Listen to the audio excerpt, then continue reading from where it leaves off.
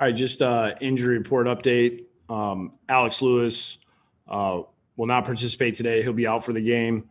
Elfline with the shoulder will be limited today. He'll be questionable. George Fant with the knee and the ankle will be limited today. He'll be questionable. And then Sam, Chuma, all these guys will be full participant. They shouldn't have any kind of designation. So little cleaner on the injury report this week.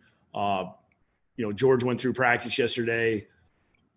Unless we have some major setback today, it looks like that we're in good shape with him, which that's going to be, that'll be good for us. And then Chuma as well, being a full participant this whole week. So, just getting our depth back as well is a positive for us. So with that, go ahead, Rich. I know there has been not any resolution to this yet before you ask the question. You read my mind. I know. I promise you, as soon as they're so what's like, why isn't he playing? This is an organizational decision. Is his roster spot in jeopardy? No.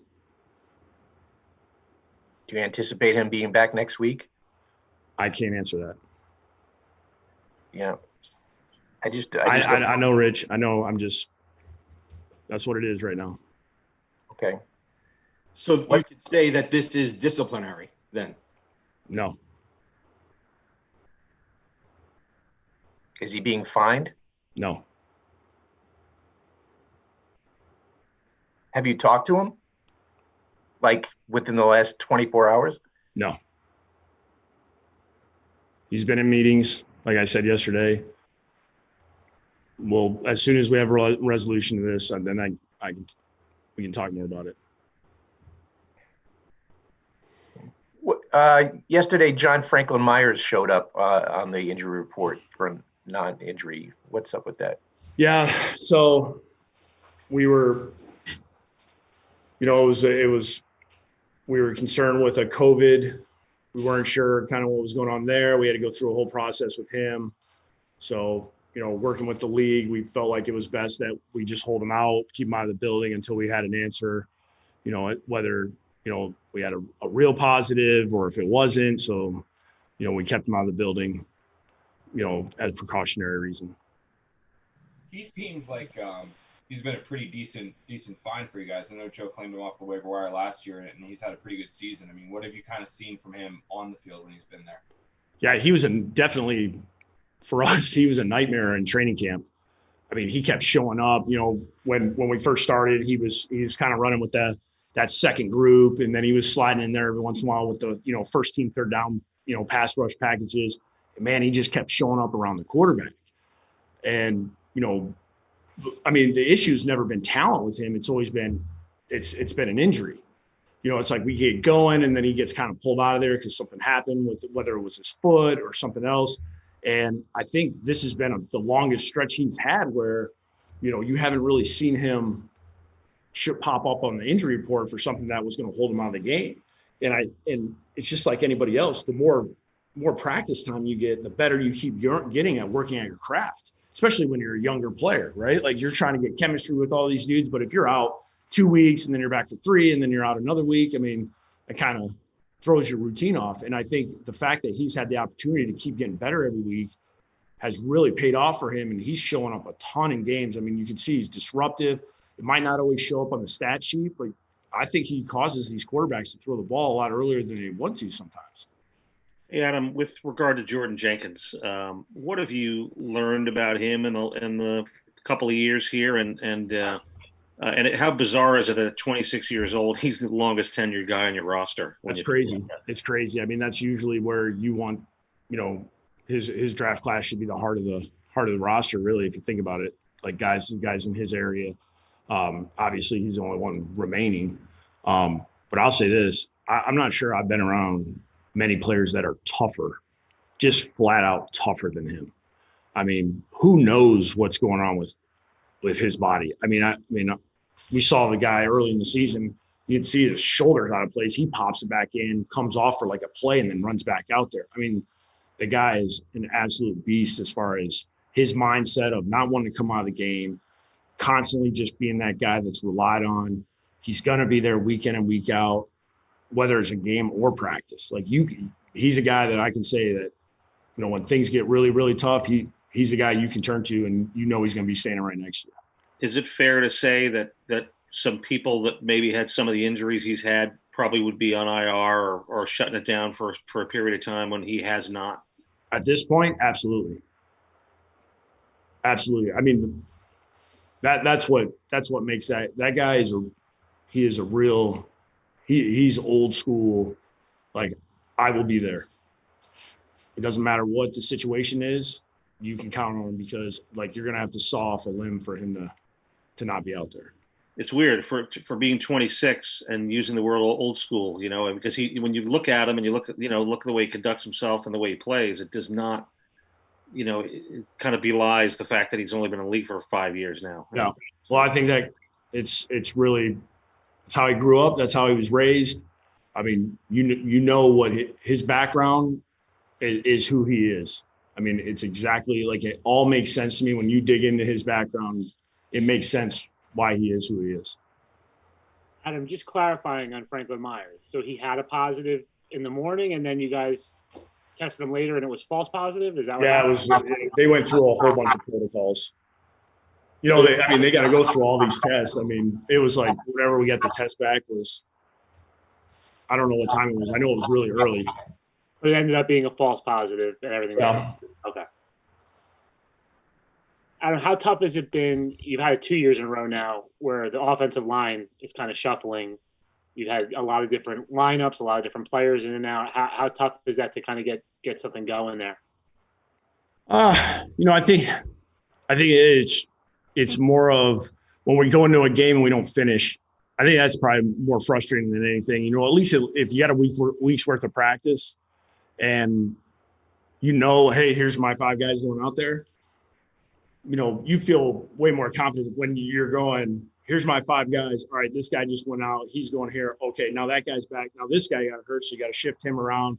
Like the Chargers game when Connor played, you know, both sides, you know, things like that. That's when it gets a little dicey. That's when it gets tough as far as knowing who's where. You got to adjust the game plan, got to adjust protection sometimes. That gets frustrating as far as when we go into games and we're able to keep those, you know, the 5 we practice with on the field, then you feel more confident about it because we went through the game plan. We worked it all week. You know, then we just got to go execute it and play well. You guys were in the receiver market, obviously, before the draft this year. The Raiders took Ruggs. I'm not sure how much work you did on him, but what'd you think of him before the draft and what you've seen from him? Loved him. I mean, it was just, you know, obviously we were looking to find speed. He's got real juice. You know, I'm pretty sure I was one of many when you saw him run a 40, and you know, we're excited about that. You know, seeing a guy like that run in a game. Just knowing those guys down at Alabama. I mean, they talked both those guys up.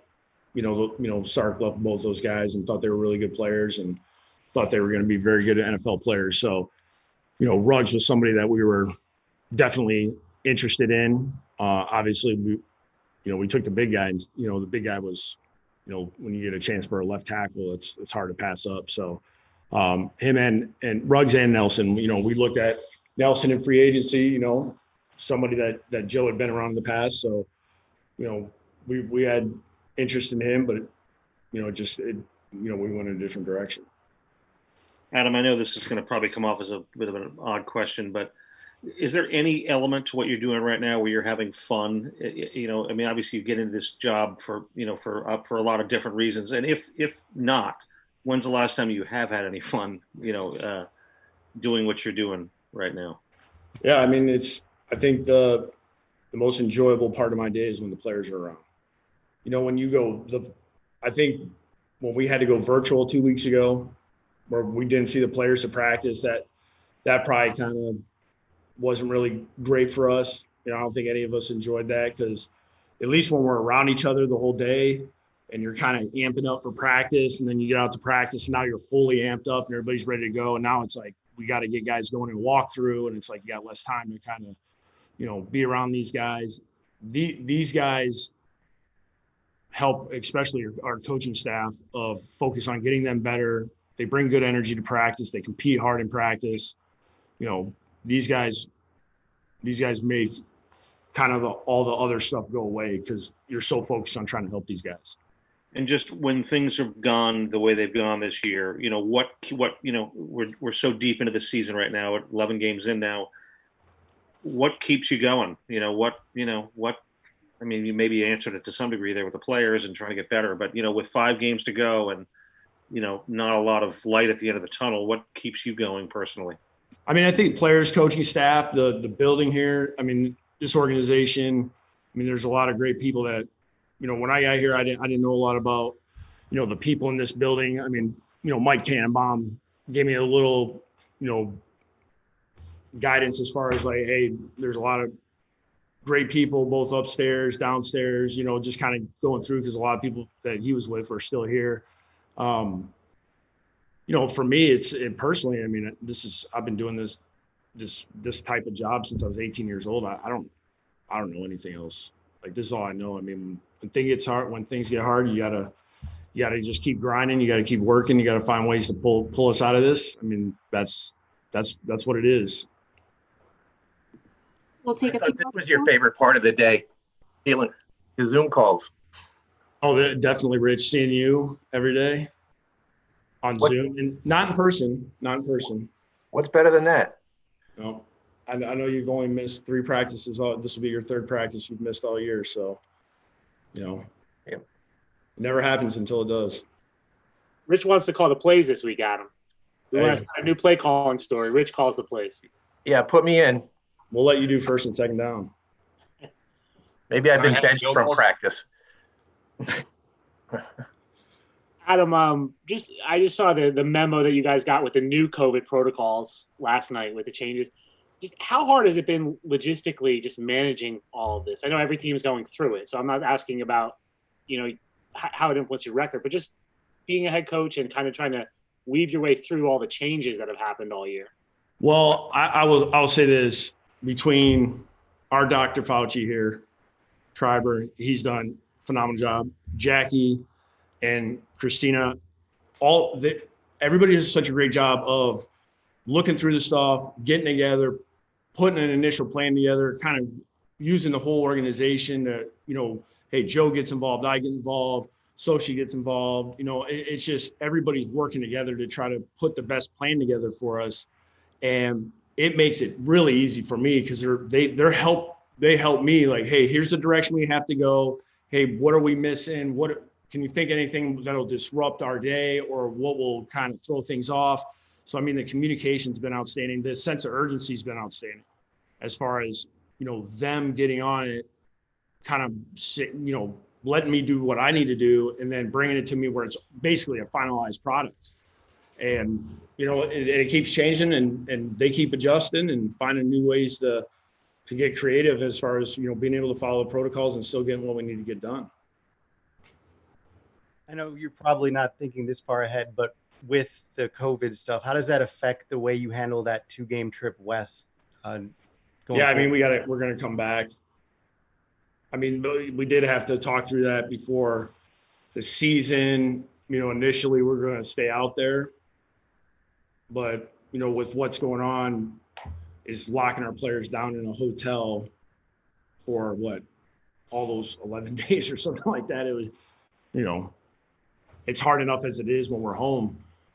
You know, last thing we need to do is create an insane asylum at some hotel.